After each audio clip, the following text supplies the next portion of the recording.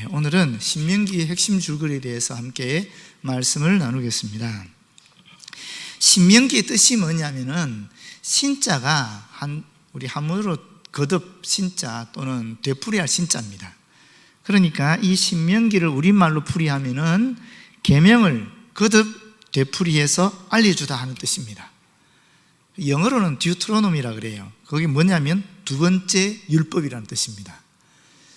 그럼 첫 번째 율법이 있겠죠. 첫 번째 율법은 출애굽기 나와요. 두 번째 율법은 신명기 나옵니다. 그래서 그 십계명도 보면 출애굽기 20장에도 있고 신명기 5장에도 있습니다. 그럼 왜 첫 번째 율법이 있고 두 번째 율법이 있겠어요? 상식적으로 한번 생각해 보십시오. 첫 번째 율법은 누구한테 줬겠어요? 출애굽한 1세대에게 준 거예요. 그럼 두 번째 율법은 누구에게 줬겠어요? 출애굽한 2세대에게 준 거예요. 그래서 이 첫 번째 율법, 두 번째 율법, 출애굽기, 신명기 이렇게 볼 수 있는 것입니다. 모세가 이제 광야 마지막까지 왔습니다. 가나안 땅에 진입하기 전 요단강까지 왔습니다. 모압 평야에 이르렀거든요. 모압 광야 평야가 아니라 모압 광야에 이르렀거든요. 이제 가나안 땅에 진입하기 직전인 것입니다. 그런데 본인은 못 들어가요. 하나님께 명령을 받았거든요. 그럴 때 모세가 이제 가나안 땅에 진입해 들어가려고 하는 이 세대들에게 하나님의 계명을 다시 가르치는 거예요. 이게 신명기입니다. 그래서 신명기는 보통 모세의 고별 설교라고 얘기해요. 이 세 편의 설교가 있습니다. 첫 번째는 1장부터 4장 43절까지 과거, 이스라엘의 과거에 대한 이야기입니다. 하나님께서 이스라엘에게 행하신 일입니다. 두 번째는 현재에 대한 얘기가 있는데 4장 44절부터 26장까지입니다. 이것은 하나님께서 현재 이스라엘에게 기대하시는 것을 이야기하고 있습니다. 마지막으로 27장부터 34장까지는 미래에 대한 얘기인데 하나님께서 행하실 일에 대한 얘기를 하고 있습니다. 그 세 편의 설교를 다음 세대들에게, 출애굽 2세대들에게 가르치는 거예요. 그런데 한번 상상해 보십시오, 여러분. 이 2세대들은 누굽니까? 2세대들은 광야에서 태어나고 광야에서 자란 세대들입니다. 죄송합니다만 얘들은 전혀 문명을 느끼지 못한 세대들이에요. 광야에서 뭔 대단한 문명이 있겠어요. 그런데 여러분, 가나안 땅은 어떻습니까? 가나안 땅은 당시 엄청난 문명으로 발전된 그런 나라들입니다. 그런 민족들입니다. 문명으로는 완전 후진국인, 문화적으로는 매우 뒤떨어진 이런 사람들이 지금 우리 시대로 얘기하면 막 눈이 헷가닥할 만한 엄청난 문화와 문명을 자랑하는 그 나라 속으로, 그 지역 속으로 들어가게 되는 것입니다. 그런 2세대들에게 모세가 유언으로 하나님의 말씀을 다시 가르치는 것입니다. 일종의 수련회, 신앙 강화 시간을 한 것입니다. 그게 신명기입니다. 그러면 신명기에 어떤 내용이 기록되어 있겠어요? 상상해 보십시오. 이스라엘 민족의 출애굽, 민수기, 그 역사가 나오는 게 뭡니까? 하나님께 순종했을 때와 하나님께 불순종했을 때 딱 극명하게 나뉘지 않습니까? 하나님께 순종했을 때 이들은 복을 받았고 하나님께 불순종했을 때 이들은 벌을 받은 거예요. 그게 사실은 주제이기도 합니다. 그런데 구약의 모든 성경 중에서 예수님이 가장 좋아했던 성경, 아마도 이 전체 장을, 구절을 다 외우고 있지 않았을까 싶을 만큼 즐겨했던 성경책이 바로 이 신명기입니다. 그래서 여러분들이 잘 아시는 것처럼 예수님께서 마귀에게 3가지 시험 받으셨을 때에 어떤 말씀으로 이겼습니까? 신명기 말씀으로 이깁니다. 돌로 떡을 만들어라 그랬을 때 사람이 떡으로만 사는 것이 아니다, 하나님 입에서 나오는 말씀으로 산다, 신명기 8장 3절. 그리고 또 성전 꼭대기에서 뛰어내리라 하면서 뭐라 그랬습니까? 사탄이 야 하나님이 너 뛰어내리면 안전하게 받아준다 안 그랬느냐? 하나님 말씀으로 유혹했을 때 또 동시에 이 예수님이 신명기 6장 16절에 나오는 말씀, 주 너의 하나님을 시험하지 말라 그랬다. 그 말씀으로 이기잖아요. 그 다음에 높은 산에 올라가서 세상을 보여주면서 나한테 절해라. 그러면 내가 이거 다 줄게. 그랬을 때도 신명기 6장 13절에 주 너의 하나님께 경배하고 다만 그를 섬기라. 이 말씀 가지고 승리하셨잖아요. 그 외에도 거의 한 89절 정도는 83구절이나 되는 신명기 말씀이 신약에 도처에 깔려 있습니다. 그만큼 신명기는 굉장히 큰 영향을 끼친 그런 말씀들이라고 할 수 있습니다.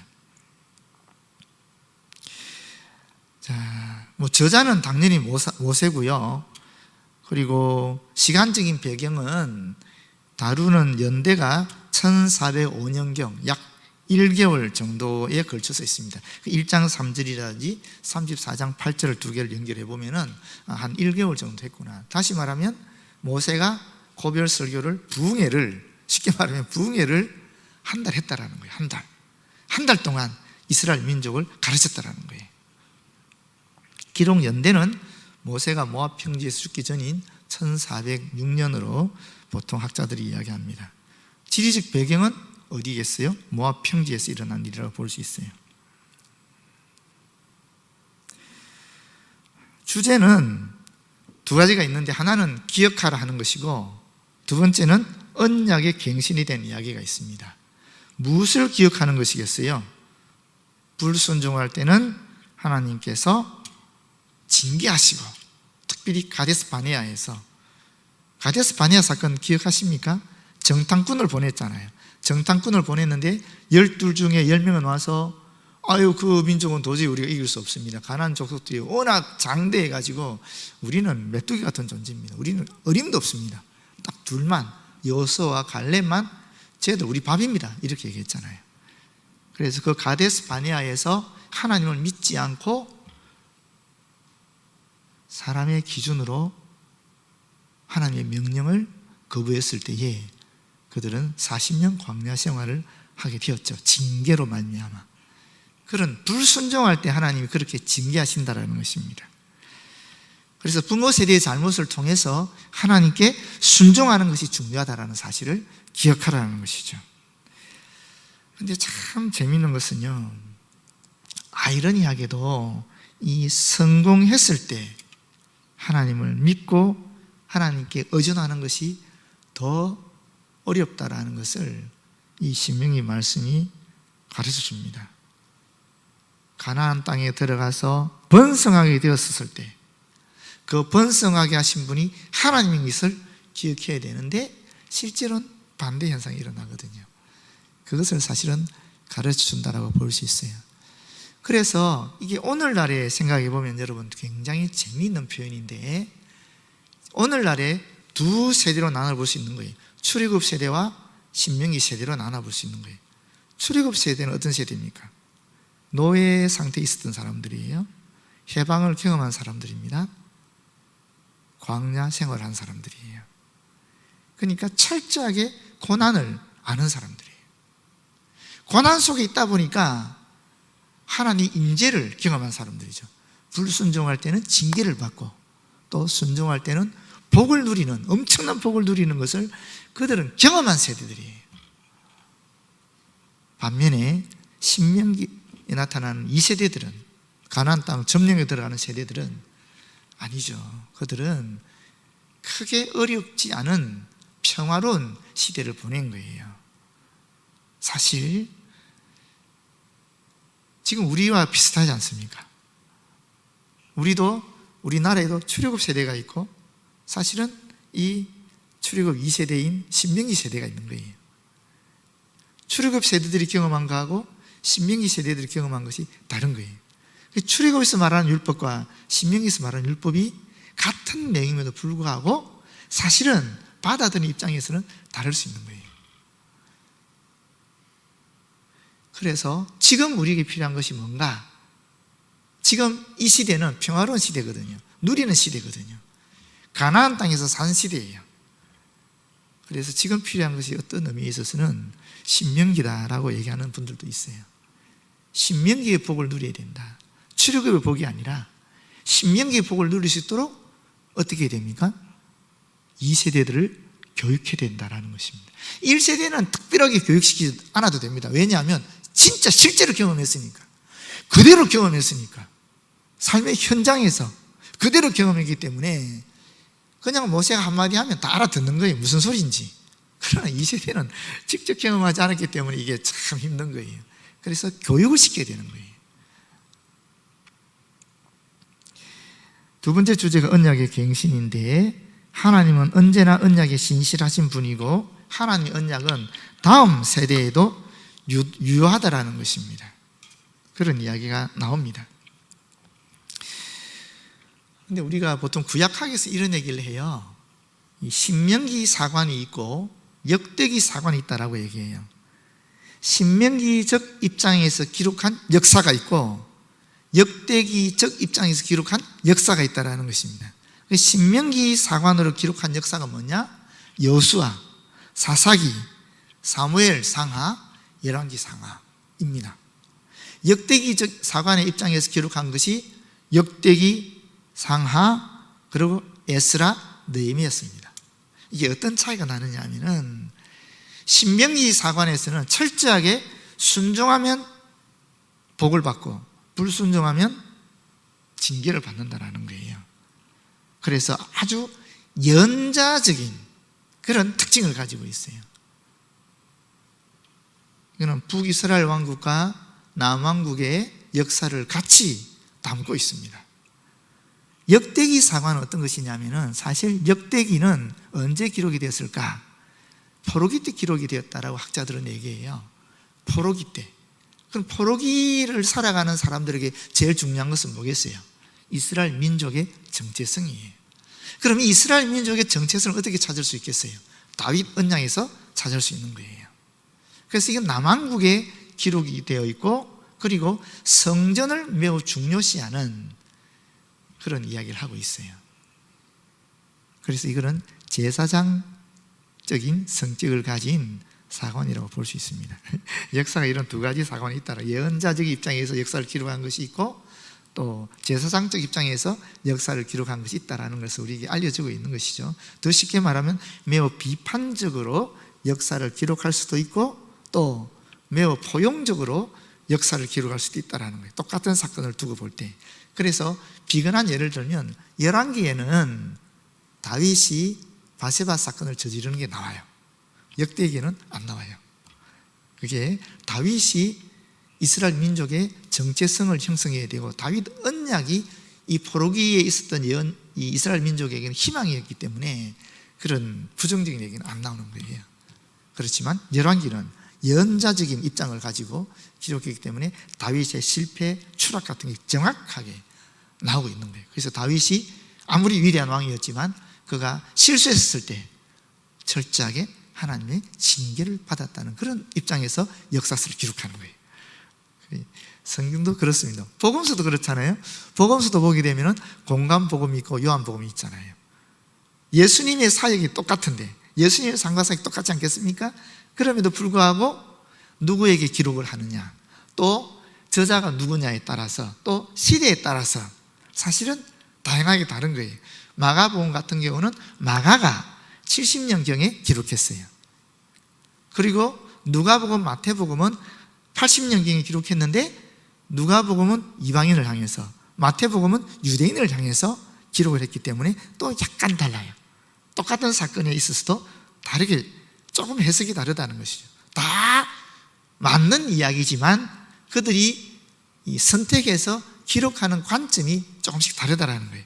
요한복음은 이방인을 위한 기록인데 이거는 백령경에 기록한 거예요. 그러니까 또 시대가 다르니까 또 다르게 기록하는 것이죠. 역사가 그렇습니다. 하나님께서 우리에게 그런 모습을 보여주고 있는 거예요. 구약뿐 아니라 신약에서도 똑같이 사관에 따라서 다르게 기록되고 있다는 것을 보여주고 있는 거예요. 그렇지만 이런 신명기 사관이든 역대기 사관을 통해서 우리는 총체적으로 하나님의 섭리의 역사를 발견하게 되는 것입니다. 예수님의 삶과 사역도 마찬가지입니다. 공간복음서와 요한복음을 통해서 우리는 총체적으로 예수 그리스도의 삶과 사역과 또 우리 인류를 위한 구속의 그 섭리를 발견하게 되는 것입니다. 다양한 시각에서 총체적으로 발견하게 되는 것이죠. 자, 그러면 예수 그리스도의 예표는 뭔가? 신명기 18장 15절에 보게 되면 모세 같은 선지자라는 말이 있어요. 모세 같은 선지자가 앞으로 나올 것이다. 예수 그리스도시거든요. 그럼 모세가 어떤 인물이었느냐? 첫 번째는 그 직분에 있어서 중보자, 중재자 역할을 했어요. 모세는 삼중직을 다 가지고 있었습니다.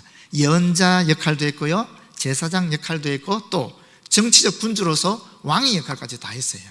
모세는 그렇지 않습니까? 똑같이 예수님도 이 중보자 역할을 했죠. 하나님과 사람 사이에서 중보자 역할, 중재자 역할을 한 거예요.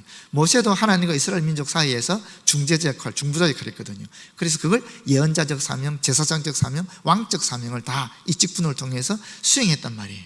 예수님도 똑같이 중보자로서 제사장적 역할, 또 예언자적 역할, 그리고 왕적인 역할을 다 하셨다는 것입니다.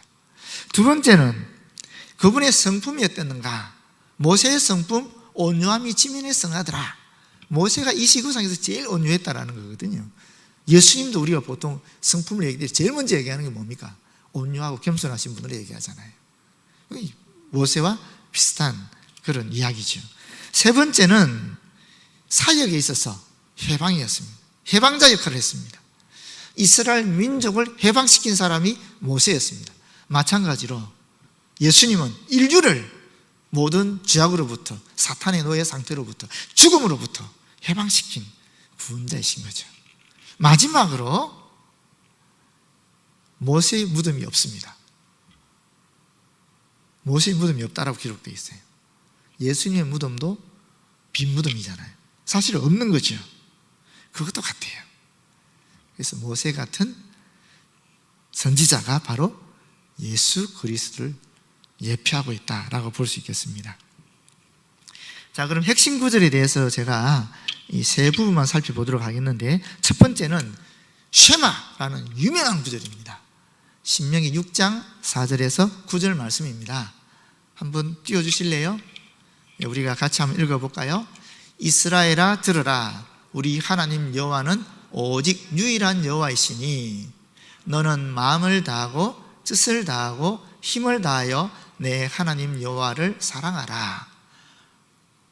오늘 내가 내게 명하는 이 말씀을 너는 마음에 새기고 내 자녀에게 부지런히 가르치며 집에 앉았을 때에든지 길을 갈 때에든지 누워 있을 때에든지 일어날 때에든지 이 말씀을 강론할 것이며 너는 또 그것을 내 손목에 매어 기호를 삼으며 내 미간에 붙여 표로 삼고 또 내 집 문설주와 바깥문에 기록할지니라.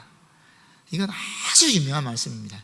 이스라엘에 들으라 하는 이 말을 히브리 말로 쉐마라고 얘기하는데, 이 쉐마가 오늘날 이스라엘 민족의 정체성을 가지게 한 교육에 있어서 매우 중요한 그 말씀이라고 얘기해요. 이스라엘 민족은 이 말씀 그대로 자녀들에게 가르쳤어요. 이 말씀 그대로. 그래서 이스라엘 민족은 전 세계 어디를 흩어져서 방황한다 할지라도 나라 없는 백성으로 돌아다녔지만은 그럼에도 불구하고 하나님의 선민이라는 그 의식을 가지게 된 것이에요.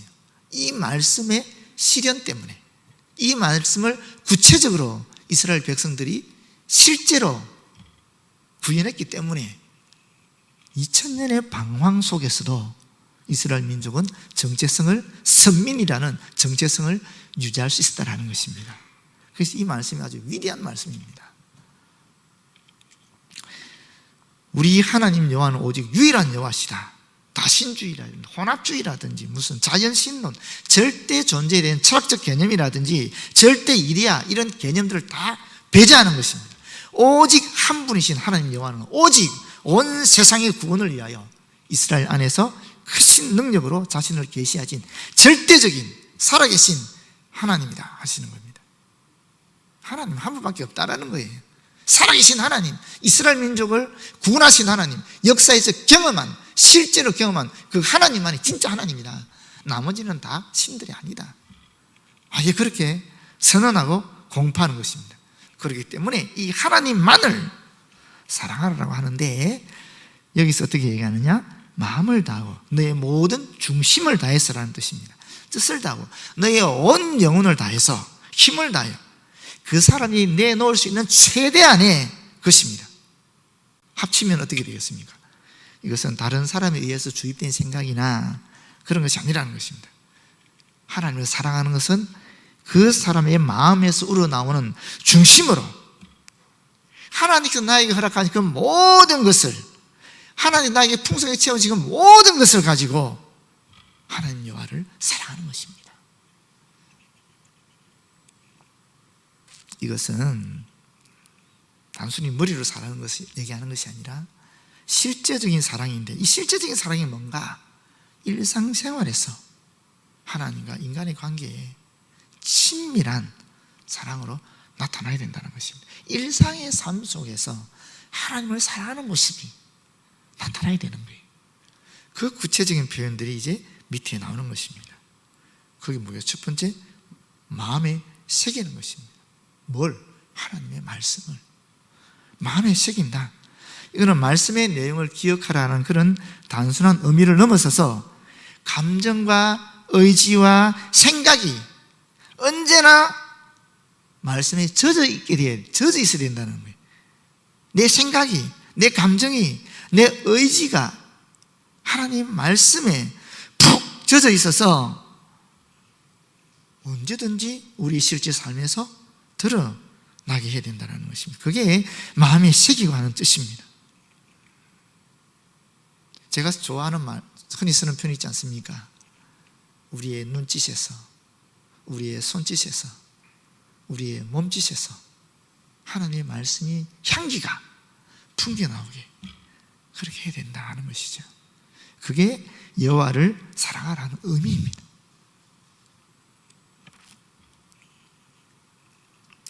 그러면서 뭐라 그럽니까? 내가 그렇게 생각과 의지와 감성이 하나님 말씀에 푹 젖어 있으면은 당연히 그 다음에 이것이 자녀들에게도 전달되지 않겠느냐는 것입니다.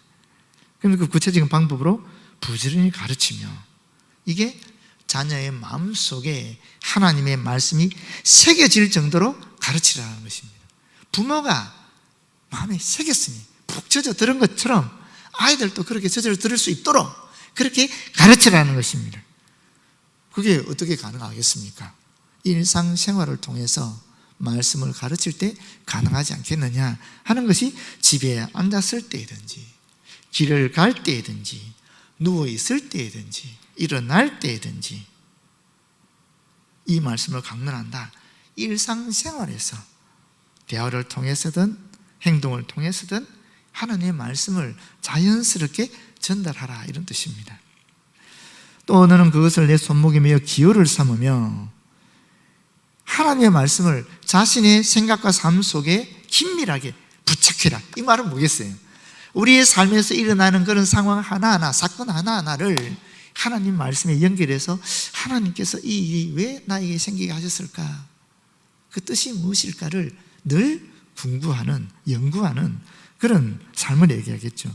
내 미간에 붙여 표로 삼고, 이거는 표를 삼는다는 것은 신분을 표시하는 거거든. 미간에 표를 삼는다는 것은, 그것이 계시록에도 보면 이마나 손목에 인을 찍는다는 거 있잖아요. 이 같은 말이에요. 표를 삼는다는 거예요. 그래서 이것은 하나님의 자녀로서의 신분을 잊지 말고 합당한 생활을 하라라고 얘기합니다. 이 말씀을 이 사람들, 이스라엘 백성들 이것을 외형적으로 표현했어요. 일종의 교육 보조제로 사용했는데, 교보제로 사용한 것이 뭐냐면 테필린이라는 것입니다. 테필린. 혹시 준비된 사진 좀 보여주시겠어요? 저거예요. 저기 띠가 있잖아요. 그리고 이마에 표를 붙이기 위한 저 곽이 있지 않습니까? 상자 같은 게 있지 않습니까? 저 안에 이 쉐마 말씀이 들어가 있는 거예요. 저 안에. 저렇게 저 사람들 생활하는 거예요. 어떤 예식이 있거나 또는 특별한 저건 통곡의 벽이거든요. 저런 장소에 가서 기도할 때에 이 말씀을 그대로 실천해서 생활하는 겁니다. 예, 감사합니다. 우리 진짜 우리 IT 미디어 간사 신집사님 제가 금방 부탁을 드리는데 바로 준비를 해주셔서 감사합니다. 저기 대필린입니다. 또 내 집 문설주와 바깥문에 기록할 지는 이건 매주자라는 것이거든요. 근데 여기 바깥문이라는 것은 그냥 집문을 얘기하는 것이 아닙니다. 이것은 마을이나 도시의 입구를 얘기하는 거예요. 문설주는 우리 개인 집을 얘기하는 거겠죠. 6월절에 문설주에 피를 바르지 않아서 그런 것 같이 집문을, 개인의 집문을 얘기하는 거고, 이 바깥문은 도시나 마을 입구를 얘기하는 거예요. 뭘 의미하겠어요? 자기 개인의 생활 공간에서든지 혹은 도시 공동체 안에서든지 하나님의 말씀을 기준으로 살아라라는 것입니다. 나아가서 집을 출입하거나 왔다 갔다 할 때, 집을 출입할 때, 또는 멀리 다른 지역이나 또는 타국으로 떠나다가 돌아올 때에도 그 삶의 현장에서 하나님의 말씀을 늘 기억하라라는 것입니다. 한번 매주자도 한번 보여주시겠어요? 저게 출입구 집 문 앞에 딱 붙여 놓는 겁니다. 저게 매주자예요. 저 안에도 하나님 말씀이 기록되어 있어요. 저 안에. 네, 저런 것도 있고 다양한 형태가 있습니다. 지금도 이스라엘 가보시면, 마을을 지나가 보시면 저 집집마다 저런 게 붙어 있는 걸 보실 거예요. 저게 매주자예요. 저것도 교보제예요. 이스라엘 백성들은 자기 마을에 들었을 때 저걸 보지 않겠습니까? 그러면서 하나님의 말씀을 기억하는 겁니다. 쉐마 말씀을 기억하는 것이죠. 자기 집 앞에 들어갈 때도 그걸 보고 또 하나님의 말씀을 기억하는 거예요. 그게 교보제잖아요. 군대에서 쓰는 말인데 교육보조제라고 해서, 자료라고 해서 교보제. 저걸 보면 바로 하나님의 말씀을 기억하는 거예요. 이스라엘아 들어라 하는 그 말씀을 기억하는 거예요. 그래서 이 사람들은 일상에서 하나님의 말씀을 자기들 스스로 체화시키고 또 그거를 자녀들에게 계속 가르치면서 선민으로서 정체성을 가질 수 있도록 했다라는 것입니다. 두 번째는 오늘 읽었던 10장 12절에서 13절 말씀입니다. 이스라엘아, 내 하나님 여호와께서 내게 요구하시는 것이 무엇이냐? 곧 내 하나님 여호와를 경외하여. 여기 경외하여 하는 말이 있는데, 이 경외하여 하는 말은 사실은 여러분 두 가지 의미가 포함되어 있는 것입니다. 하나는 두려움입니다. 두려움. 두 번째는 뭐냐면 존경입니다. 또는 사랑이라고 볼 수도 있어요. 이 경외라는 말씀은 이 두 가지 의미가 다 포함되어 있어요. 그래서 어떤 분들은 이 경외를 참된 두려움으로 이야기합니다. 우리가 하나님과 친밀한 교제를 하게 되면은 하나님이 무서운 존재만이 되는 건 아니잖아요. 하나님은 그 분의 속성 자체가, 성품 자체가 거룩하시고 자비로우신 분이잖아요. 거룩하시다는 것은 정의로운 공의를 세우시는 분이고, 또 자비롭다는 것은 사랑의 하나님이시라는 거거든요. 이 거룩하시고 자비로우신 하나님이 십자가에서 은혜로우신 하나님을 우리에게 나타났거든요. 그 십자가에서 하나님의 거룩하심과 하나님의 자비하심, 하나님의 공의와 하나님의 사랑이 일체화되어서 인류를 구원시키거든요. 그래서 은혜로우신 하나님으로 나타나시는 거거든요. 그런 하나님을 생각할 때 우리는 하나님의 공의로움과 동시에 하나님의 사랑하심을 같이 경험하는, 또는 그분을 그렇게 바라보는, 그것을 한마디로 얘기할 때 경외라고 표현하는 것입니다. 경외, 참된 사랑 또는 참된 두려움. 여러분, 우리가 사랑한다고 해서 막 막무가내로 그분의 인격을 무시하고 자기 마음대로 하는 것이 사랑은 아니잖아요. 사랑이라는 것은 그분은 그분대로 인정하고 존중해주고 나는 나대로 인정하고 존중해주는 가운데 서로가 독립된, 서로가 이 자신의 정체성을 가지는 가운데에서 서로 조화를 이루어 나가는 거예요. 서로 배려하고 포용하고 하나 되는 거예요. 그게 사랑이거든요.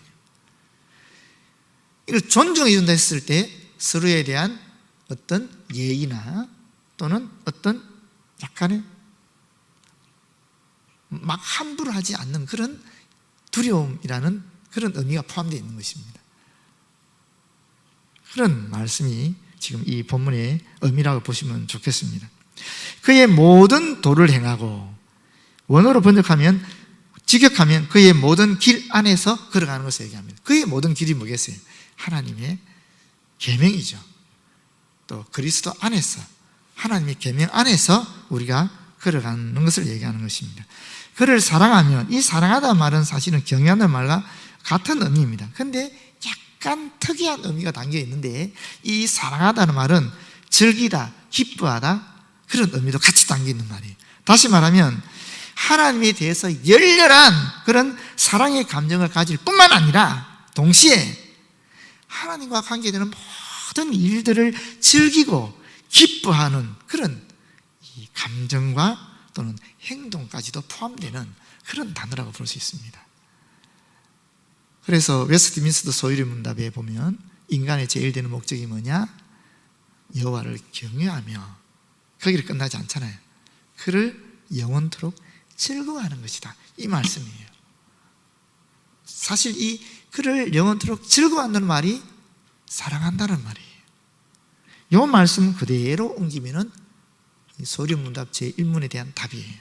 여호와를 경외하며 그를 사랑하는 것인데, 그 사랑은 하나님과 관계된 모든 것에 대하여 기쁘고 즐거워하는 거예요. 마음을 다하고 뜻을 다하여 내 하나님 여호와를 섬기고, 이것은 위에 있는 쉐마 말씀과 같으니까 넘어가고요. 그 다음 13절 말씀이 중요해요. 내가 오늘 내 행복을 위하여, 너의 행복을 위하여, 너에게 기쁨이 지속되게 하기 위해서 하나님께서 우리에게 계명을 주셨다는 것입니다. 율법을 주셨다는 것입니다. 혹 잘못 생각하면 우리는 이렇게 생각할 수 있잖아요. 하나님께서 우리를 구속하기 위해서, 이 구속은 우리를 속박하기 위해서 계명을 주셨다고 생각하기 쉬운데, 그렇지 않아요. 하나님께서 우리에게 율법을 주신 이유는, 계명을 주신 이유는 우리의 기쁨을 지속시키기 위해서 주셨다는 것입니다. 무슨 얘기입니까? 우리가 진정으로 기쁨을 누리고 진정으로 행복한 삶을 살기 원하면은 어떻게 된다는 거예요? 하나님의 안에 들어가야 된다는 것이죠. 하나님과의 관계가 친밀해야 우리 영이, 또 우리의 정신이, 우리의 육체가 진정한 기쁨을 누릴 수 있다는 것입니다. 자, 마지막 말씀 보겠습니다. 32장 7절 한 절만 교독하지요. 죄송합니다. 합독하시지요. 옛날을 기억하라. 역대의 연대를 생각하라. 내 아버지에게 물으라. 그가 내게 설명할 것이요. 내 어른들에게 물으라. 그들이 내게 말하리로다. 옛날을 기억하라라고 얘기하고 있습니다. 옛날은 무엇이겠어요? 지금 모세가 말하는 옛날은 뭐겠습니까? 저 창세기부터 얘기하는 건 아니겠죠. 지금 현재 모세가 이야기하는 옛날이라는 것은 출애굽해서 이스라엘 민족이 형성되는 시기를 얘기하는 것입니다. 하나님의 구원의 경험을 얘기하는 것입니다. 그것을 기억하라는 것입니다. 이스라엘 민족이 애굽에서 바로의 통치하에 노예로 혹독한 삶을 살아갈 때에 그들을 구원하신 분이 누구신가? 그들을 먹이시고 가나안 땅까지 인도하신 분이 누구신가? 그리고 가나안 땅의 모든 대적들을 물리치고 이제 그 기업으로 주실 분이 누구신가 하는 것을 깨달아라 하는 말입니다. 깨달아라.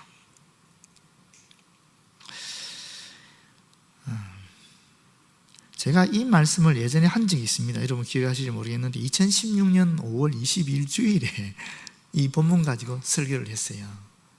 전혀 기억이 안 나시죠? 기억이 안 나시는 것이 정상입니다. 지극히 당연한 것이고요. 또 그렇게 기억을 안 해주시는 것이 목회자를 위하는 것입니다. 여러분께서 메시지를 들으시고 여러분의 삶 속에서 영적으로 그 말씀이 필요할 때 하나님이 다 생각나게 하실 것이거든요. 그럼에도 불구하고 우리 또 다 기록을 남겨놓은 분도 계시는 거 제가 알고 있어요. 엘리 비젤이라는 분이 이런 얘기했어요. 루마니아 태생의 미국 유대계 작가이면서 교수이신데 홀로코스트의 회고록인 밤을 쓰신 분이에요.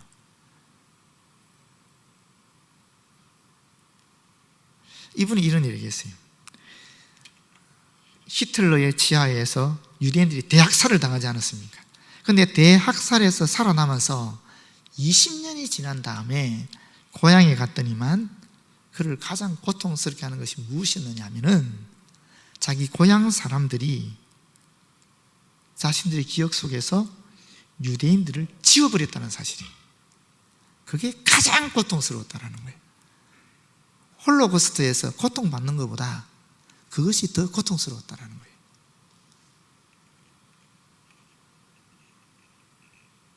뭘 얘기하겠습니까? 기억이 그만큼 소중하다는 것입니다. 그래서 하나님이 기억해라라고 얘기하는 것입니다. 우리가 죄악 상태에 빠져 있었을 때 하나님께서 우리를 구원해 주신 우리의 기억이 있잖아요. 주님을 만나는 첫 경험이 있잖아요. 그 십자가의 사랑이 있잖아요. 그것을 기억해라라는 것입니다. 그 기억을 잃어서는 안 된다는 것입니다. 그 기억을 잃는 것이 사실은 우리가 진정한 기쁨에서 벗어나 버리는 거예요. 불행 속으로 빠져드는 것이라는 겁니다. 가장 최악의 고통이라는 것입니다.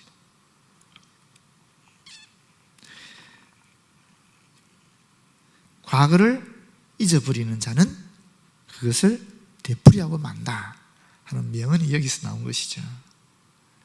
여러분, 우리 교회도 아름다운 기억이 있습니다. 그렇지 않습니까? 우리 이재하 목사님에 대한 아름다운 기억이 있죠. 또 은정렬 목사님에 대한 아름다운 기억이 있지 않습니까? 그런 기억들을 소중하게 간직해야 되는 것입니다. 그걸 또 우리가 되새기면서 그분들과 함께 하신, 우리 교회 역사 속에 함께 하신 하나님을 기억해야 되는 것입니다. 우리가 그냥 있는 건 아니잖아요. 대덕 한빛교회 그냥 여기 그냥 있었던 건 아니잖아요. 얼마나 많은 눈물과 얼마나 많은 고통과 얼마나 많은 은혜가 있었습니까? 안 그렇습니까? 그것을 우리가 기억해야 되는 것입니다. 그렇게 하지 않으면, 과거를 기억하지 않으면 현재도 없고 사실은 미래도 사라지는 것입니다. 왜냐? 과거를 기억하지 않으면 지금 현재 우리의 모든 삶의 역사도 미래의 세대에게서 기억되지 않을 것이니까 결국 미래도 사라지는 것이죠. 그래서 사실 과거를 기억하는 것이 중요합니다. 과거에 함몰되라는 소리가 아니라, 과거를 그대로 따라가는 소리가 아니라, 과거에 우리와 함께 하신 그 하나님께서 지금도 우리와 함께 하실 것이고 앞으로도 우리와 함께 하실 거라는 그 기대와 믿음을 우리에게 주기 때문에 반드시 우리는 과거를 기억하면서 오늘을 주님 임재 가운데 살아야 하는 것입니다. 그 다음에 뭐라고 얘기했습니까? 역대의 연대를 생각하라. 역대라는 것은 세대와 세대, 다시 말하면 거듭난 세대를 얘기하는 것입니다. 그러면 역대의 연대는 뭐겠습니까? 이스라엘 민족의 역사를 얘기하는 것입니다. 이스라엘 민족의 역사. 생각해라 하는 말은 어떤 것의 가치를 바로 깨달으라는 것입니다. 그 의미를 알으라는 것입니다. 과거의 사실을 우리가 기억할 뿐만 아니라 그 과거 사실로부터, 그 기억으로부터 의미를 도출을 하라는 거죠. 해석을 잘 하라는 것입니다. 하나님이 우리 민족의 역사 속에 이러한 일을 일으키셨다. 그 사실을 기억할 뿐만 아니라 동시에 그것이 우리에게 어떤 의미가 있는가, 오늘날 우리에게 무슨 의미가 있는가, 이것을 바르게 해석해서 오늘의 삶 속에 적용시켜야 된다는 것입니다. 우리 개인의 역사 속에도 우리가 사실을 기억하고 있지요. 그런데 그때 함께 하신 하나님, 그 하나님께서 오늘 지금 우리가 당하는 이 고난 속에서 어떻게 역사하시는가. 과거에 내가 고난당했을 때 하나님이 나를 버려두지 않으셨고 나와 함께 하셔서 나를 이끌어 주셨는데, 그러면 오늘 내가 당하는 고난은 주님께서 내버려 두시겠는가? 나 혼자만 살아가도록 하겠는가? 아니라는 것입니다. 그때 나와 함께 하신 하나님께서 지금도 살아계셔서 지금 현재 내가 당하는 고난 속에 역사하셔서 합력하여 선을 이루어 나가시는 섭리를 베푸실 것이다 하는 그런 의미, 그런 메시지를 날마다 과거의 사실을 기억하면서 되풀이해서 해석해 나가라는 것입니다. 우리 교회 역사 속에서도 이재하 목사님이 정말 그 연세에, 그렇지 않습니까? 은퇴하신 분이었어요. 그 몇 명 안 되는, 정말 죄송하지만 가난하신 분들, 정말 소외된 분들, 약자들, 죄송합니다, 대덕교회에서도 그렇게 영향력 있는 분들이 아니었어요. 변두리 있었던 분들입니다. 그런 분들과 함께 소박하게 조그만 발걸음을 그쳤거든요. 그런데 그 30명밖에 안 되는 분들이 어마어마한 일을 했습니다. 우리 교회의 기초를 닦은 거죠. 이 300평의 대지를 얻게 했잖아요. 그 30명, 처음에는 더 적은 숫자였지만은 그 기초를 닦아놓은 자리에 은정대 목사님이 오셔가지고 이걸 세우지 않았습니까? 그리고 교회에 급격한 성장을 이루지 않았습니까? 진짜 오늘날 우리 교회가 이렇게 세워져 있는 것은 그런 이재하 목사님 기초 위에 은정대 목사님이 목회하셨기 때문에, 그분께 하나님께서 역사하셨기 때문에, 또 그분과 함께 우리 신앙의 선배들이, 여기 앉아 계시는 많은 분들이 예를 썼기 때문에 오늘 우리가 편안하게 이렇게 예배를 드릴 수 있는 것이죠. 저는 그런 얘기 많이 들었습니다. 비가 오면 막 뛰어나와서 밤이든 낮이든 새벽이든 뛰어나와서 물풍이 바빴다 그러시더라고요. 이 지하 예배실이 있을 때. 그런 분들의 수고와 땀과 눈물, 기도가 오늘 이렇게 이 아름다운 멋진 교회로 성장하게 한 것이죠. 그럼 오늘 우리 시대에 하나님께서 주시는 메시지는 뭘까? 이제 그걸 우리가 찾아야 되는 거죠. 그 의미를 우리가 발견해야 되는 것입니다. 그래서 우리 교회를 통해서 하나님 역사하시는 이 역사하심이 계속 이어져 나갈 수 있도록 해야 되는 것이죠. 정말 자랑스러운 우리 교회 역사 아닙니까? 많은 교회들이 갈등하고 깨어지고 부서져서 그 상처를 받고 얼마나 많은 분들이 우리 교회로 오셨습니까? 왜 오셨어요? 우리 교회는 안 깨어졌으니까. 인간 사이에 그런 갈등들이 없었겠습니까? 많은 그런 갈등들을 그래도 포용하고, 그래도 용서해주고, 그래도 끌어안았기 때문에 우리 교회는 하나로 온 거 아니겠어요? 그래서 상처받은 영혼들이 얼마나 많이 우리 교회로 오셨습니까? 심지어 죄송하지만 한 교회에서 장로님들이 오시고, 안수집사님도 오시고, 권사님들도 오시고. 왜? 우리 교회가 화평한 교회니까, 평화로운 교회니까, 하나님이 함께 하시는 교회니까, 여기 오면 왠지 모르게 마음이 편안하니까. 지금도 그렇습니다. 새가족들이 들어오시지 않습니까? 새가족 면담을 하면은 그분들이 일괄적으로 고백하는 것이 있습니다. 너무 분위기가 좋다라는 거예요. 이상하게 편안하다는 거예요. 왜 그렇겠습니까? 그게 그냥 단순히 이루어졌겠습니까? 아닙니다. 우리 교회 역사를 통해서, 이재하 목사님과 은정대 목사님 목회를 통해서, 그리고 함께 사역했던, 동력했던 많은 장로님들, 권사님들, 성도들을 통해서 그런 묘한 영적 분위기가 우리 교회에 형성이 된 것입니다. 그게 우리의 자랑이죠. 앞으로도 이런 역사, 이런 전통, 또 이런 아름다운 기억들이, 이런 메시지가 계속 우리 교회에서 이어지는 것이 하나님이 원하시는 것이라는 것입니다. 이것이 오늘 이 말씀을 우리가 함께 나누면서 주시는 메시지입니다. 같이 기도하겠습니다. 하나님 고맙고 감사합니다. 오늘도 신명기를 통하여 주님께서 저에게 던져주시는, 우리에게 확인시켜 주시는 또 주님의 음성에 귀를 기울이게 하시니 고맙고 감사합니다. 아버지 하나님, 우리가 철저하게 우리 교회가 걸어온 것처럼, 우리 개인의 역사 속에서 확인된 것처럼 우리 하나님의 안에서, 하나님의 길 안에서 걸어갈 수 있도록 인도하여 주시옵소서. 그 어떠한 세상의 기준이나 가치나 또 세상 그런 표준들을 바라보지 않도록 인도하여 주시고, 온전히 하나님의 기준, 하나님 말씀의 그 표준에서 살아가는 저희들 되어지도록, 또 그런 우리 교회 모든 성도들 되어지도록 역사하여 주시옵소서. 예수님 이름으로 기도드립니다. 아멘.